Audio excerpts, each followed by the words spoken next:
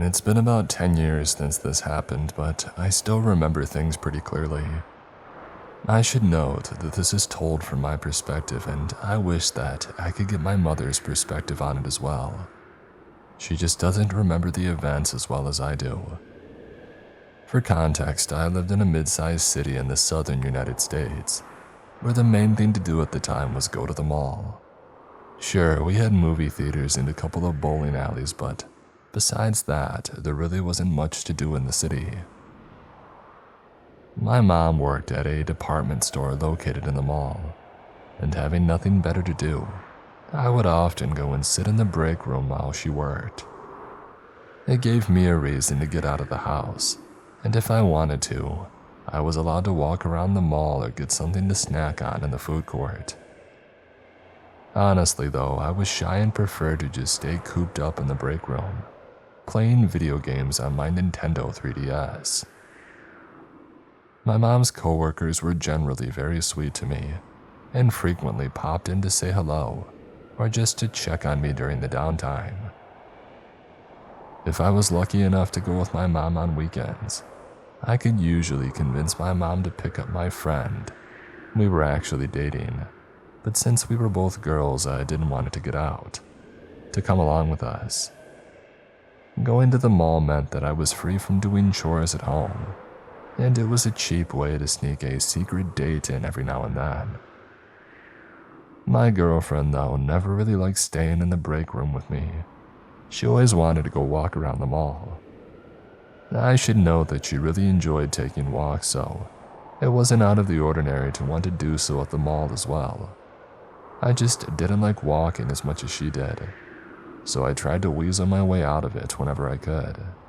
I could usually convince her to just walk over to a nearby store and look around, or to go grab something from the food court rather than walking. But I noticed pretty quickly that she wasn't trying to actually get me to walk around. She just didn't want to be in the break room.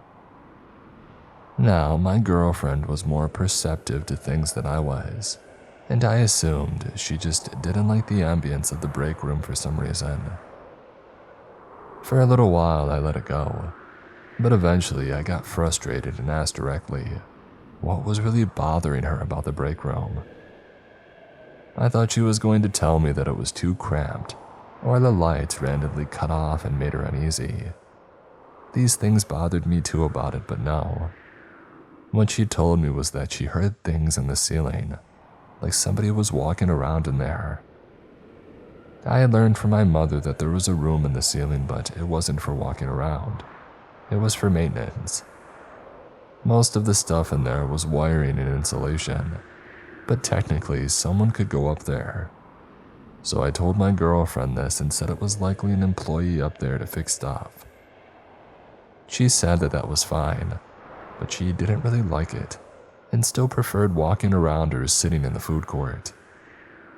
I understood her discomfort and wanted to help, so I agreed. We had a really good relationship in the sense of communication, and though I got frustrated, I wanted to make sure that she felt comfortable. Later that day, I mentioned what my girlfriend had told me and asked what they were fixing in the ceiling. Though my mom just looked distressed and said that they hadn't been up there fixing anything that day, but she wanted me to see something. My mom took me into the receiving room of the department store, which was just a room off in the back filled with boxes and random junk the store was going to put out for sale. The layout of this room, though, was sort of an L shape. One part of the L was used for receiving, but the other part was the way into the ceiling. I should clarify for this next part that to get into the ceiling, the store would have to call for the mall's maintenance team. They didn't have a ladder or anything on hand to climb in there, as it would have been a safety hazard. The only thing that this particular area had was a hatch that led into the ceiling. That was it. So needless to say, I was horrified to see what appeared to be claw marks leading up the wall to the hatch. I still remember the way that they looked. Brown gashes that had been dug into the concrete wall of the receiving room. I asked my mom if it was a prank, but she told me that this wasn't the first time that it happened. and she had no way of knowing that I would even ask about it. According to her, these weird carvings had shown up several times over the course of a few months. Each time, the store would call in the mall security and maintenance teams who would clean the wall up and then go into the ceiling to investigate. Nothing had ever come of their searches though, and they would eventually give up dealing with the marks.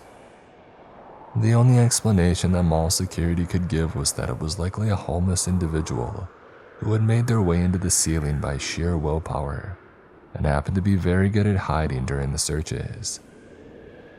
I stopped staying at the mall with my mom after that, and any time that I wanted my girlfriend to come over, we found somewhere else to go during the day.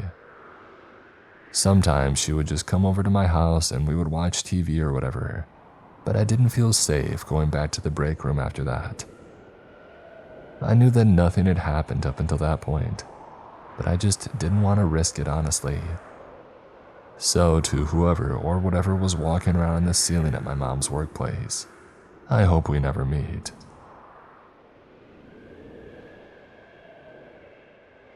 I had a pretty creepy experience with my friends in the woods this past weekend. So for some context, me and my friends like to be in the foresty part of my stage and just hang out there. It's more peaceful to us and cooler looking. Anyway, when we got out there, we normally go down this one road that's pretty out of the way from everything.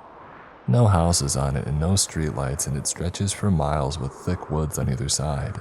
This one night, it was just me and my one friend who has never been down this road before, so I decided to show it to him. We start driving down it, and I'm pretty far into it when I see a reflection of what looks like a license plate of a car. So I'm confused because cars are never on this road, especially not at this time of night.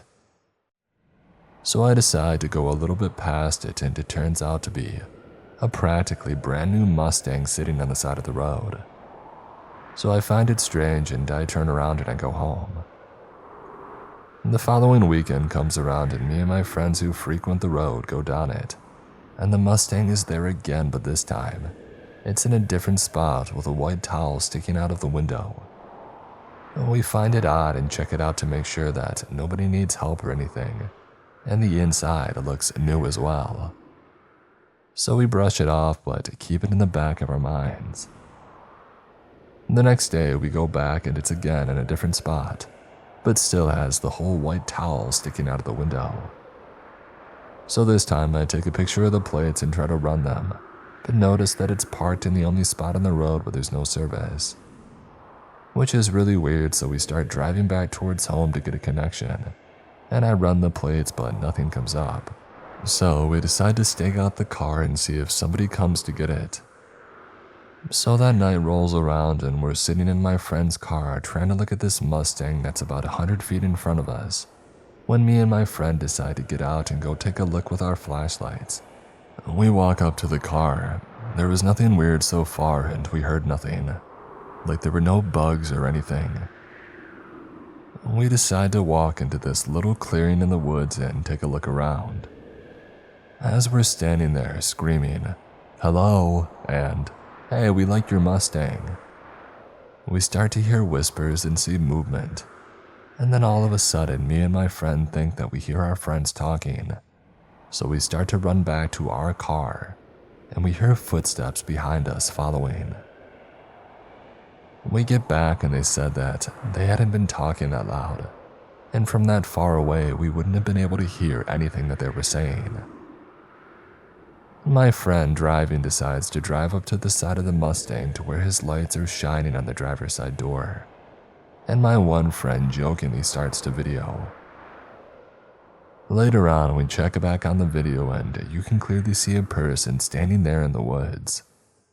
And there's another person that you can't clearly make out hiding behind a tree. When I get home, I'll try and post the video, but I know it sounds hard to believe, but really, this was all true. Luckily, we didn't venture that much further into the woods, and if our friends were talking or not, that weird occurrence saved us.